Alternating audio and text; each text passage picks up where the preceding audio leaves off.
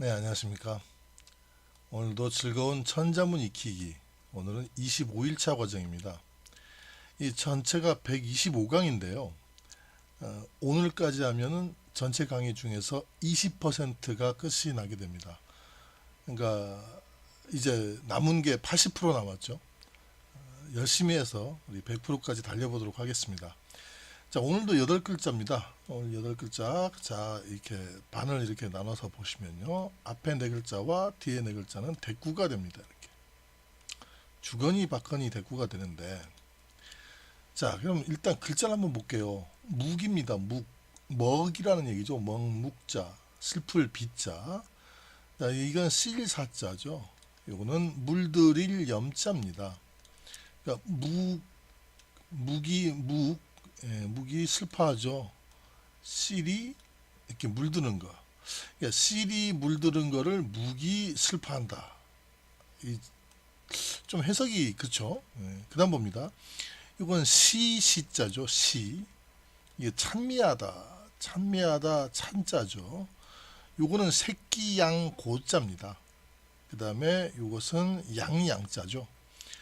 그러니까 시는 찬미한다. 새끼양 혹은 이게 염소라고도 하는데 일단 새끼양으로 보겠습니다. 새끼양과 일반 양을 시는 찬미하고 있다. 더 헷갈리죠. 이게 뭐 묵은 이게 실이 물드는 거를 슬퍼하고 시는 새끼양 혹은 염소와 양을 찬미한다. 그런 뜻입니다. 이거를 알려면요. 참 이 천자문을 쓴 이 주웅사라는 사람이 그때 당시에는 정말 천재로 이름을 날리던 사람인데 이거를 알려면은 제자백가 중에 묵자라는 책이 있어요. 그 책하고 그 다음에 공자가 이렇게 편집한 시경이라는 경전이 있습니다. 그 경전을 아셔야 되는데 미리 말씀드리지만요. 네이버라든가 뭐 구글이라든가 여러 가지 여러분들이 천자문에 지금 이거를 검색하면은 뭐 복사 붙여넣기 한 것도 같은데 좀 잘못된 표현들이 좀 많이 나옵니다. 일단 기본적으로 좀 알아볼게요. 이렇게 자 나누고요. 그럼 이건 묵자에 나오는 건데요. 이거는 먹이 아니고요. 먹이 슬퍼한다는 얘기인데 이거는 묵자를 얘기합니다. 뒤에 그 자자가 빠졌죠.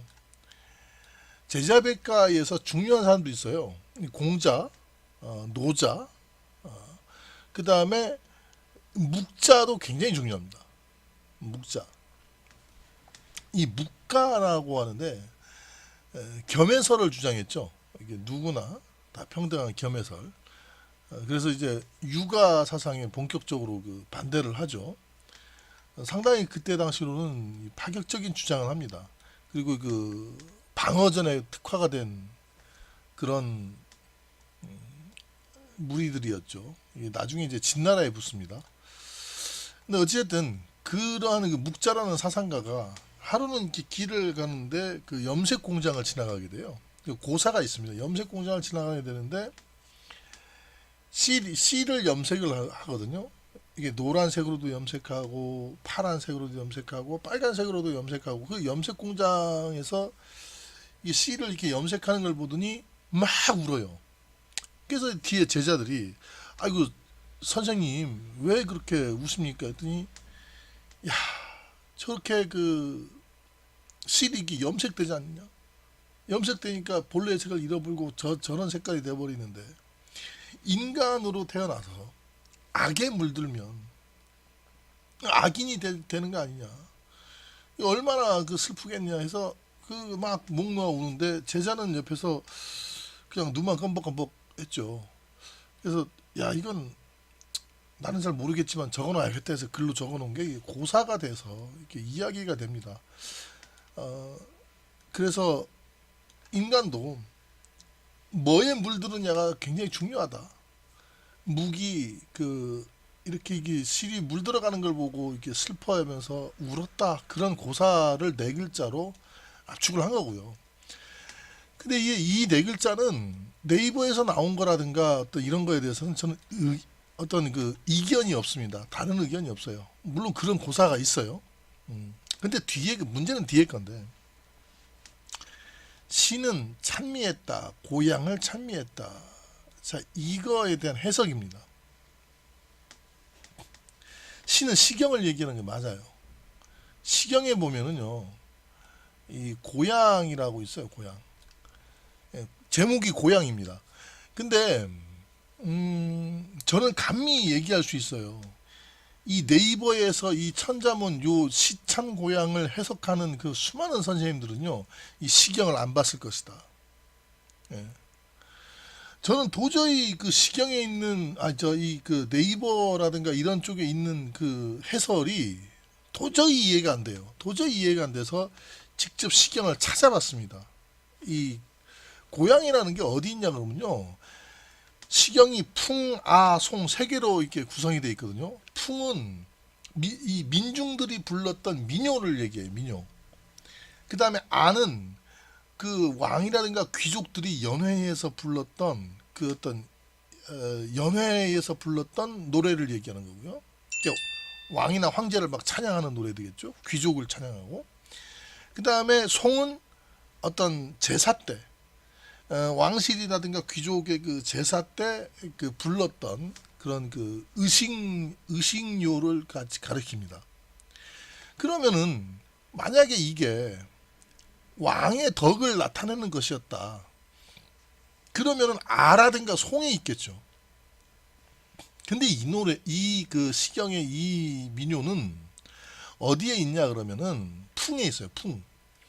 풍에 그 소남이라는 풍이 있어요. 뭐 정풍이니 뭐 주풍이니 이렇게 있거든요. 그 각 나라별로 지역별로 뭐 당풍이다 그러는 거는 그 당나라가 아니고 그거는 이제 그 요순 시대 때 그 요임금이 다스렸던 데를 당이라고 하거든요. 그 동네에서 나왔던 민요를 정리한 게 당풍이죠.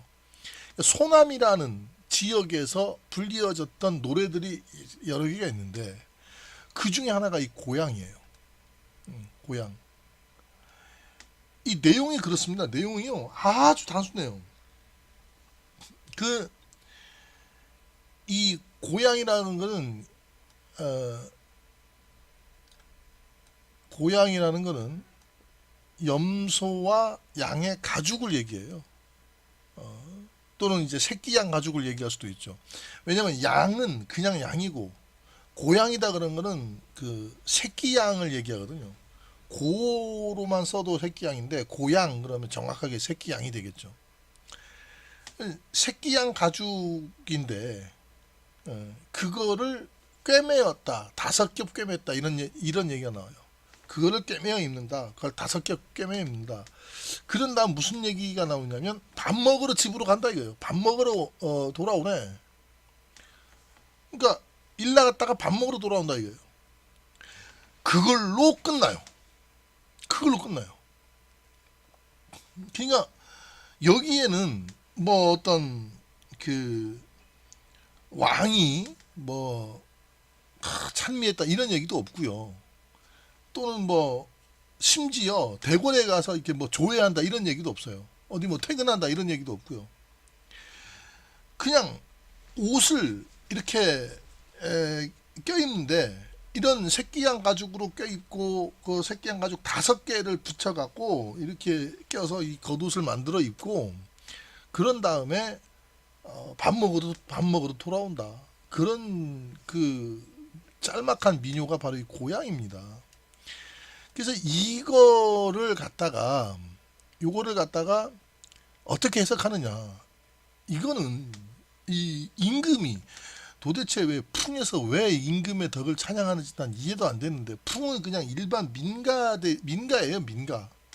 그러면 일반 백성이 막 노동을 하면서 막 일을 하면서 우리 황제 임금이 말이지 가서 신하들이 가서 임금의 덕을 칭송하고 뭐 임금이 막 신하의 깨끗한 정절과 뭐 정직함을 막 찬양하고 이렇게 해석하거든요, 진짜로. 그런 거를 막 곡괭이질 하면서 막 불러요, 막 이 백성들이. 조금은 좀 억지스럽지 않는가. 실질적으로 시경을 해석한 거를 보면은 정말로 억지스러운 해석들이 많아요. 그게 왜 그러냐면 그때 옛날 당시에는 뭐든지 황제를 찬양했어야 돼요. 약간 아부를 해야죠.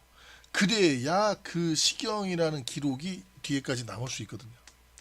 그러나 우리가 합리적으로 생각해 보자고요. 합리적으로 생각해서 이 고양이라는 글자가 5개 껴입었다. 이거 하나밖에 안 나왔는데, 그리고 밥 먹으러 집에 온다. 이거밖에 없는데, 반복이 돼 나중에. 고양을 이렇게 가죽 옷을 입었네. 밥 먹으러 오네. 아이고 5겹을 입었네. 또 밥 먹으러 오네.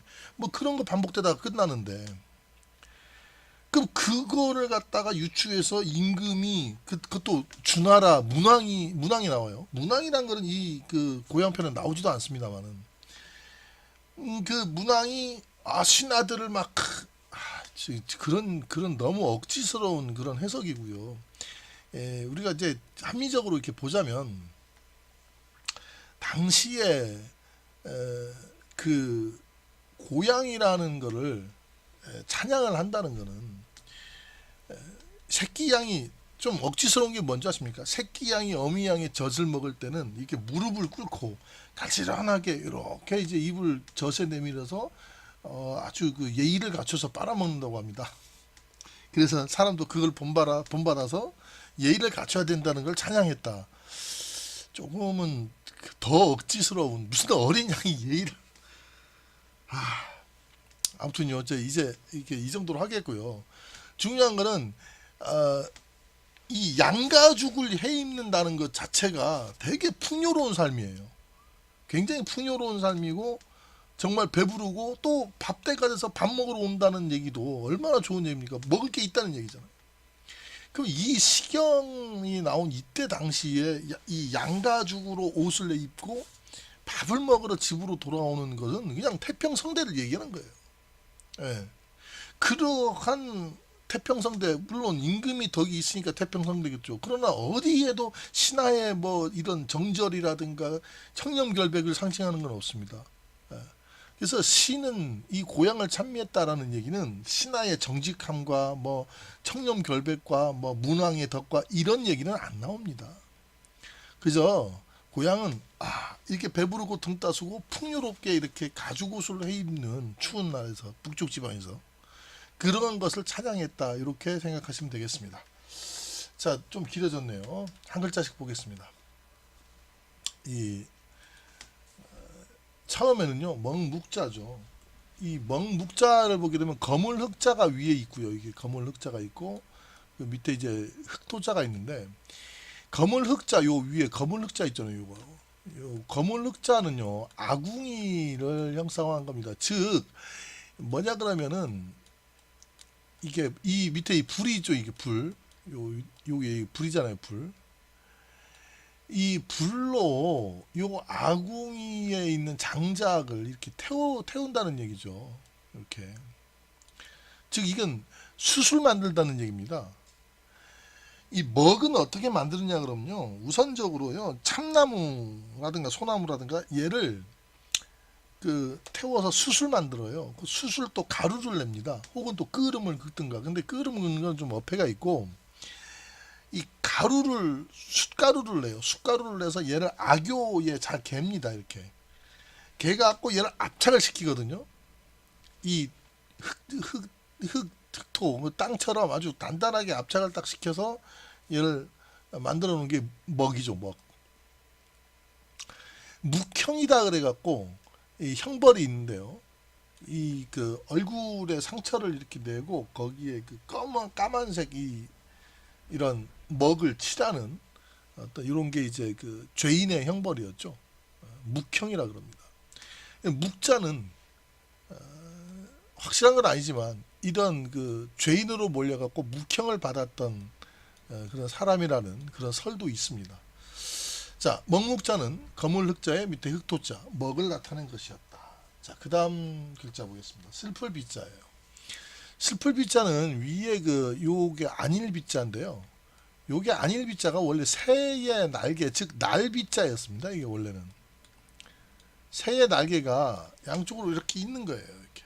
이렇게 날아가고 있는 날비자예요. 이게 원래 날비자였는데, 이게 아니다라는 거, 왜 아니다라고 쓰였느냐? 새의 날개가 이렇게 돼 있는데 또 반대쪽은 이렇게 돼 있잖아요. 정반대잖아요, 지금. 그러니까 정반대, 여기 글자에도 지금 정반대로 돼 있죠. 얘를 지금 정반대로 놨죠. 그러니까 얘가 완전히 아닌 거죠, 이렇게. 예. 완전히 너하고는 정반대쪽이야. 너는 기고 나는 아니다라는. 이렇게 해서 안일 빗자로 쓰다 보이니까 원래 날다라는 것을 이제 잊어져. 그러니까 날빗자를 새로 만든 거죠, 이렇게. 날개를 만듭니다, 이렇게. 날개를. 그렇게 해서 뭐 이런 식으로 이제 맞춰 놓죠. 예. 이 오를 승자죠. 올라간다는 얘기와 새의 날개 두 개를 붙여갖고 이렇게 날빗자를 새롭게 만들어 놓죠. 근데 어쨌든 이게 그 새의 날개 두 개는 이제 그 어떤 한자 선생님은 이게 뭐 정부지 부추를 얘기하는 뭐 하여튼 좋습니다. 근데 어쨌든 이렇게 글자를 외우는 게 좋아요. 예. 그래서 그 안일빗자인데 여기에 마음 심자가 있습니다. 마음 심자가 있어갖고 이게 이제 슬플 빗자가 돼요. 그러면 왜 이게 날빗자와 안일빗자, 뭐 안일빗자라고 쳐도 왜 이게 마음이 슬프냐 이 말이에요. 그러니까 그 맨 처음에 설은 뭐냐면 이게 학설이 두 가지가 있어요. 이거를 날빗자로 보는 거죠. 새에 날아가는 모습을 봤을 때 저렇게 날 수 없는 나의 마음이 너무 슬프다. 내가 날개가 있으면 날아서라도 갈 텐데 그렇게 하지 못하는 저 새를 보면서 슬퍼하는 그런 나의 마음. 요게 바로 이게 그 슬플 빗자다. 이런 게 한 가지 설이고요. 두 번째 설은 이걸 안일 빗자로 보는 거죠. 안일 빗자. 이 영 아닌 상황을 보는 그 마음을 얘기하는 거죠. 또 내 마음이 아니다라는 거기에서 안 됐구나라고 이제 보는. 근데 저 같은 경우는 첫 번째 설을 지지합니다. 새에 날아가는 모습을 보고 그 날 수 없는 날개라도 있으면 날아서라도 갈 텐데 그러한 거를 슬퍼하는 마음이 아니었겠느냐. 자, 슬플 빗자였습니다. 자, 다음 글자 볼게요. 실사자입니다. 실사자는요. 여기 갑골문을 보면 이건 실타래를요 위로 묶고 아래로 묶었죠. 예. 요즘도 그 실타래 여러분들이 보신 분이 있을지 모르겠는데 그 실타래를 이렇게 이제 그 왜 이 팔자로 이렇게 묶잖아요. 왜 실타래 이렇게 이런 거를 타래라고 하거든요. 실을 이제 과거에는 이렇게 이제 묶어서 다녔다. 위아래로 이렇게 위로 묶고 밑으로 묶고 이렇게 해서 실타래를 이렇게 다녔는데 그 실타래를 하나 있는 것이 원래 그 실사 이 하나만 있어도 실사입니다. 또는 실멱이라 그러죠. 실멱 또는 실사. 근데 이제 이게 붓으로 자꾸 쓰이다 보니까 아예 하나 글자를 하나 더 만들어 놓은 거죠. 실이 더 몇 개 있는 겁니까? 많이 있는 거죠. 굉장히 많이 있는 거죠. 실사를 만들어 놓은 겁니다. 이것은 실타래를 얘기하는 것이다. 자, 네 번째 글자 볼게요. 물들일 염자입니다. 이게 물들인다, 그 염색한다는 얘기죠. 염색한다는 얘기인데 나무에서 추출을 하고, 그러니까 이게 물들인다는 거니까 이제 물이 나오는 거고요. 여기 이제 물 숫자죠, 이게 물 숫자. 자, 나무에서 추출하죠. 천연염료. 뭐 제가 아는 분 중에는 또 천연염료만을 하시는 그 업으로 하시는 분도 있어요. 어쨌든 그 이 나무에서 추출을 해요. 그 식물에서 추출한다고요. 예, 염료를. 그런 다음에 이 아홉 구자가 있는데 아홉 구자는 원래 그 사람의 팔뚝을 상징합니다. 사람의 팔뚝은 뭐냐면 노동력이거든요. 그러니까 자연에서 있는 걸 가지고 물하고 섞어서 노동력을 열심히 해야 된다. 그래서 이 물들일 염자는 나중에 가서 만들어진 글자가 되겠습니다. 처음부터 이 글자가 나온 게 아니고 나중에 똑똑한 사람들이 글자들을 이렇게 조합해서 만든 글자가 되겠습니다. 그러면 당연히 물 숫자를 조그맣게 쓰고요. 그 다음에 아홉 구자를 이렇게 써놔요. 이렇게 아홉 구자 써놓고 그 밑에 나무목으로 이렇게 받쳐주면은 물들일 염자가 되겠습니다. 자, 물들일 염자였습니다. 네 글자를 한번 읽어볼게요. 멍묵 슬플비 실사 물들일 염. 한 번 더 읽습니다. 멍묵 슬플비 실사 물들일 염. 네, 좋습니다. 그 다음 글자 볼게요.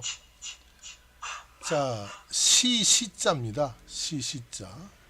시자인데요. 시라는 거는 그냥 우리가 쓰는 뭐 서정시, 서사시 뭐 이런 게 다 시겠죠. 그런데 이게 원래 이 글자가 나올 때 이 시라는 거는요, 사실은 시경을 얘기한 거였어요. 시경. 시경, 이게 그러면 왜 그 시자가 되느냐, 요거를 좀 알아봐야 되는데, 그 시경이라는 것이 어떻게 만들어졌느냐, 그거를 아셔야 돼요. 이 글자를 아시려면. 요게 보면, 이거는 발과 손을 나타낸 거지만, 이게 사실은 관청사자거든요. 절사자가 아니고, 이게 원래 관청이란 걸로 쓰였습니다. 관이에요, 관. 예. 관에서, 그 다음에 이게 말씀원이죠. 물론 말씀원이 말이라는 거, 이게 요 관청사자하고 합쳐져서 시가 되고, 요거는 이제 발음이 됐다는 건데, 왜 관청사자가 되느냐, 이걸 아셔야 된다니까요. 시경이 맨 처음 만들어질 때는 채시관이라는 그 공무원이 집집마다 마을마다 돌아다니면서 이 채시, 그러니까 수집한다는 거죠. 채집한다. 이 시를 채집하는 거예요. 그것만 전문적으로 하는 그 공무원이 있었어요. 예전에 채시관이라고 한나라 때도 마찬가지로 그 악부라는 관청에서 시를 채집합니다. 그래서 그걸 나중에 이제 정리를 하죠. 그거를 나중에 또 공자님이 정리한 게 이 시경이 됩니다. 그래서 관청에서 나오는 거죠, 공무원이. 채시관이 관에서 당연히 그 월급 주면서 가서 이 민간에 널리 퍼져 있는 이런 그 민요들을 채집해 와라, 이런 거죠. 그래서 관청에서 이 말이 관청에서 채집한 말이라는 겁니다. 이게 시라는 게 관청에서 채집한 말이고 시라는 거죠. 채시관이 쭉 다니면서 시를 채집해서 음악과 그 운율과 노래와 함께 채집했는데, 지금은 그 음악은 사라져 버렸죠. 그 가사만 있는 거죠. 그러니까. 근데 그게 정형화가 됩니다. 아무래도 노래다 보니까 이렇게 네 글자씩 이렇게 맞춘 거. 그래서 관관저구 제하지주 요조 숙녀 분자 호구 뭐 이런 식으로 이렇게 시경이 나가죠. 시경체가 나중에 완성이 되는데, 그 전에는 이렇게 그 관청에서 채집한 이러한 말들, 그게 바로 이 시라는 것이 있었고, 채시관이라는 관직이 따로 있었다. 이 정도 알아주시면 되겠습니다. 자, 그 다음에 볼게요. 길일찬자인데요. 이 길일찬자는 요 도울찬자, 요 말씀원을 뺍니다. 요 말씀원을 빼면은요, 요게 그 도울찬자인데, 요거는 돈이라는 얘기죠. 요거요. 돈입니다. 이 조개패가 어떤 글자에서 쓰일 때는 돈이라는 뜻을 써요. 그 다음에 얘는 뭐냐면, 지금 여기는 뭐 머리에 뭐가 있는데, 원래 이 글자의 원래 갑골문이라든가 이걸 보면은 위에는 요게 발이고요. 여기도 잘 그려놨네요. 요게 발이에요, 발. 그 다음에 사람이죠. 이렇게. 그 사람이 이게 팔이에요. 사람이 다른 박질 치고 있는 거죠. 이게 몇 사람이 있습니까? 두 사람이죠? 아니죠. 이게 여러 사람이죠. 여러 사람이 다른 박질을 합니다. 이렇게 이제 돈을 가지고, 또는 돈을 얻기 위해서, 라기보다 돈을 가지고라고 봐야겠죠. 뇌물을 주려고, 혹은 또는 뭐 기부를 하기 위해서, 뭐 여러 가지가 있겠지만, 중요한 거는 이제 돈을 들고 여러 사람들이 이렇게 뜀박질을 하고 있다. 그래서 이걸 도울찬자라고 합니다. 뭐 돕다라는 뜻이 있어요. 도울찬. 이 도울찬이 이제 붓으로 사용돼서 이렇게 이 말씀원하고 합쳐져서, 아니 이게 이제 발음이죠. 말씀원이 부수고 발음으로 사용돼서 길일찬자가 됐습니다. 길일찬. 그럼 길이다는 것이 뭐냐 그러면은, 마찬가지로 이게 도울찬 여기다 보이듯이, 이 많은 신하들이 그 돈을 갖고 와서 이렇게 드리면서 어떤 덕을 칭송하고, 또 그 업적을 기리는 어떤 그런 부분이 되겠죠. 발음으로만 사용됐어도 그래도 뜻도 항상 제가 말씀드리지만 발음 하필이면 왜 이 글자를 썼겠느냐, 뭔가 의미가 있다는 거죠. 그래서 이 기리다라는 얘기는 이렇게 수많은 사람들이 앞다투어 선물을 들고 와서 이게 칭송한다는 의미가 있어요. 기릴 찬자입니다. 자, 그 다음 글자 볼게요. 새끼양 고자입니다. 새끼양 고자는 이게 새끼양이라는 얘기인데 인터넷에 자료가 없어갖고 제가 직접 만들었습니다. 요렇게 쓰거든요. 새끼양 고자는 이 밑에 보면 불화자가 보이죠. 불화자가 정확히 살아 있습니다. 소전체에는. 위에는 양양자고요. 이 양양자가 다른 글자하고 쓰일 때는요, 요렇게 쓰입니다. 밑에 요게 사라져 버려요. 이게 요것만 써요. 여기에 불화자가 이렇게 있죠. 불화자가. 요게 원래 새끼양 고자였죠. 이게 불화자가 나중에 이렇게 점 4개로 바뀌게 되는 거죠.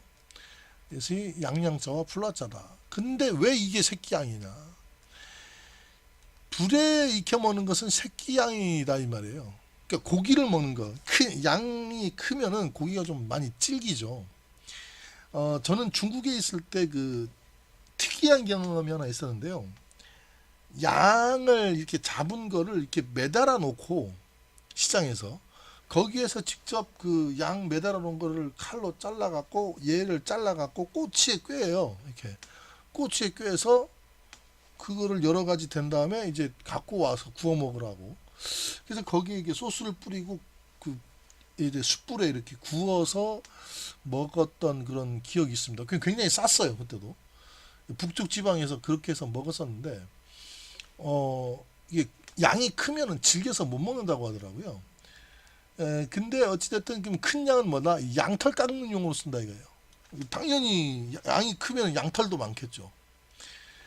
그리고 이렇게 새끼양이라고도 하지만 또 염소라고도 해요. 염소를 또 흑양이라고 합니다. 검은 흑염소 같은 경우에는 염소가 꼭 흰 염소만 있는 건 아니지만 흑양이라고 해서 이 흑염소를 흑양이라고도 해요. 그래서 이거는 그 고라는 거는 원래는 새끼양의 뜻이고요. 그 다음에 염소라는 뜻으로도 쓰인다. 이 정도 알아두시면 되겠습니다. 양자의 밑에 불화자가 있다. 자, 그럼 마지막 글자인데요. 이거는 양양자입니다. 요 꼭 염소같이 생기지 않았습니까? 근데 이 뿔이 이렇게 있죠. 이게 뿔만 제외하면은요, 염소하고 양하고 생긴 게 굉장히 비슷합니다. 근데 이제 뿔 때문에 딱 알아보는 거죠. 그리고 양은 털이 뭐 엄청나죠. 털이 막 이러죠. 양은. 염소는 털이 없고. 뭐 그런 걸로 이제 비교를 하는데, 그래서 이렇게 그립니다. 이 뿔을 이렇게 상징한 요거하고 그다음 얼굴을 이렇게 그려놓죠. 이렇게. 이제 이게 양양자인데 나중에 가서는 이게 뿔이 이런 식으로 바뀌고요. 밑에 얼굴은 이렇게 바뀝니다. 이거 이마 정도가 되겠네요. 뿔 정도가 되겠고. 이렇게 바뀌는데 양의 그 앞모습, 얼굴 모습을 형상화한 그런 글자가 바로 이 양양자가 되겠습니다. 자, 이 네 글자를 한번 읽어보도록 하겠습니다. 길일찬 새끼양 고양양. 한 번 더 갑니다. 길일찬 새끼양 고양양. 네, 이렇게 해서 25일차 강의가 끝나는데요. 자, 정리를 한번 해보겠습니다. 묵비사염이요 시찬 고양이라. 목적은 실이 물들어가는 것을 슬퍼했고, 시경에서는 고양을 찬미했다. 자, 그런 뜻이 되겠습니다. 고양에 대해서는 제가 아까 도입 부분에 그 시경에서 나와 있는 고양편에 대해서 제가 말씀을 드렸죠. 자, 그러면 그다음 천천히 보면요. 읽어보면 묵비사염이요 시찬 고양이라. 묵비사염이고 시찬 고양이라. 이렇게 되죠. 묵적이 슬퍼한 것은 이렇게죠. 묵비는 이렇게 되는 거죠. 사염이요 시찬한 것은, 그러니까 시차는 고향이라 이렇게 된 거죠. 묵비는 사염이요 시차는 고향이라. 묵비는 사염이요 시차는 고향이라. 묵비는 사염이요 시차는 고향이라. 묵비 사염. 묵비는 사염이요 시차는 고향이라. 묵비는 사염이요 시차는 고향이라.